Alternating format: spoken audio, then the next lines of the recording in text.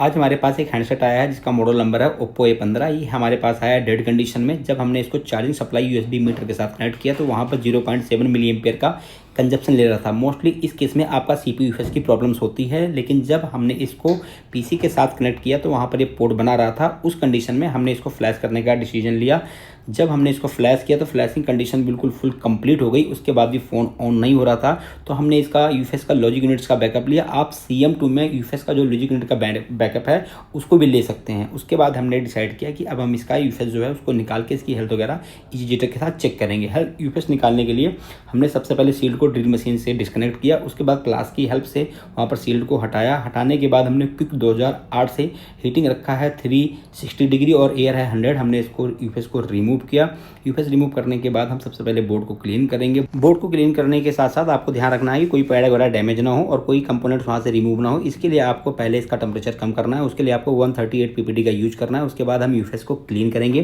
UFS को clean करने के साथ साथ आपको ये भी ध्यान रखना है कि आपके आयरन के ज़्यादा हीटिंग वगैरह नहीं होनी चाहिए। हीटिंग आप 350 डिग्री रख सकते हो। उसके बाद जो उसके ब्लैक पैड है उसको हम ब्रश से क्लीन करेंगे।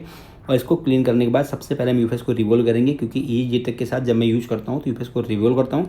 आप यूएफएस को बिना रिवोल्व किए भी EasyJet के साथ आप यूज कर सकते हैं। रिवोल्व करने के बाद हम बॉल का अलाइनमेंट करेंगे। उसके थोड़ा सा फ्लक्स डाल के हम 280 डिग्री पे उसको हीट करेंगे। बॉल का अलाइनमेंट हो जाएगा। उसके बाद हम मदरबोर्ड को क्लीन करेंगे। जब आप मदरबोर्ड को क्लीन करते हैं तो आपको ध्यान रखना है कोई पर भी वहाँ पर ब्लैक पेस्टर का कण नहीं रहना चाहिए, नहीं तो आप यूएफएस को प्रॉपर तरीके से इंस्टॉल नहीं कर पाएंगे। अब हम यूएफएस को EasyJet प्लस बॉक्स के साथ कनेक्ट करेंगे और यहाँ पर जो मैं यूज कर रहा हूँ वो EasyJet प्लस 2 का टेस्टर वर्जन यूज कर रहा हूँ। जब मैंने इसके साथ यूएफएस को कनेक्ट किया तो मैंने देखा यहाँ पर हेल्थ वगैरह भी नॉर्मल है। यहाँ पर सारे पार्टीशंस वगैरह वेल कंप्लीट शो कर रहे थे और एंड्रॉइड का वर्जन भी शो कर रहा था। लेकिन उसके बाद जब मैंने इसको Vuex एडिटर पे जब मैंने ओपन किया तो कुछ फाइल के यहाँ पर जो पार्टीशन थे वो पार्टीशन करप्ट थे, तो मैंने यहाँ पर कुछ पार्टीशन को एडिट किया।